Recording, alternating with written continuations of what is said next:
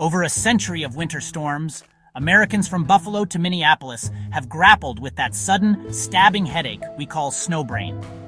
When frigid air or icy wind scours your cheeks and forehead, the tiny blood vessels in your facial skin constrict instantly to preserve core heat, and almost reflexively, they overcorrect by dilating in your scalp and brain vessels. That rapid rebound sets off a fleeting, intense pain, much like a miniature vascular quake in your skull. Snowbrain and the familiar ice cream headache share this same vascular mechanism, but snowbrain often feels harsher. Cold air chills large areas of exposed skin for longer, and wind chill accelerates heat loss. So instead of a quick 5 to 20 second twinge on the palate, you get up to a minute of throbbing pain across the face. Historic accounts from Norse sagas describe windbite headaches on longships, and Inuit healers pressed heated stones to the temples to ease the agony. Modern research, though limited, confirms this pattern.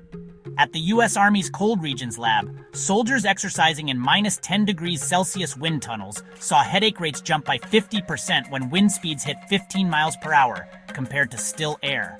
Ultrasound imaging during these tests revealed rapid oscillations in the superficial temporal artery's diameter, validating the constrict-dilate theory mediated by the trigeminal nerve. Not everyone is equally vulnerable. Genetic variations in the TRPM8 cold receptor gene make some people hypersensitive to temperature, triggering stronger vascular responses. Pre-existing conditions like migraines or Raynaud's also increase snowbrain risk by compromising normal blood vessel regulation. Dehydration and caffeine habits further modulate the effect. Lack of fluids narrows vessels, while a morning cup of coffee's mild vasoconstriction can blunt the cold-triggered rebound. Preventing snowbrain is straightforward. Shield your face with scarves, balaclavas, or ski masks to block wind and sudden cooling of nerve endings. Before stepping into biting air, spend 2 to 3 minutes in a cool entryway to let your vessels acclimate, and consider a small pre-outdoor dose of caffeine, about 200 milligrams 30 minutes beforehand, to stabilize your cranial circulation. When snowbrain strikes, quick self-care can stop it in seconds. Press a warm hand or glove to your cheek to gently dilate the vessels without pain.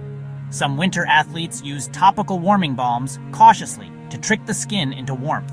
And if you're heading outdoors regularly, staying well hydrated ensures your blood volume supports smoother vascular adjustments.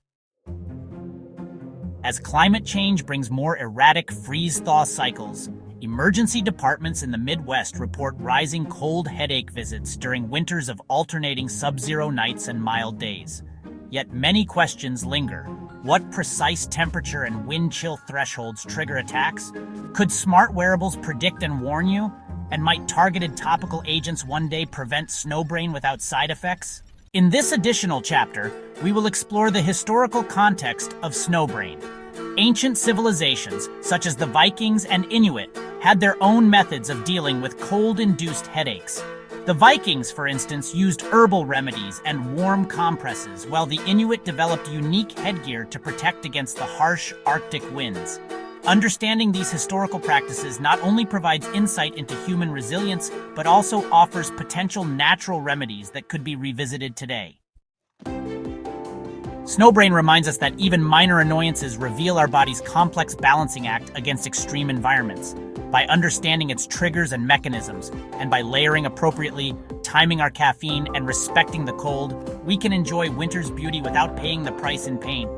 Next time Jack Frost strikes your face, you'll know exactly what's happening and how to outsmart it. So embrace the chill and make the most of the frosty season.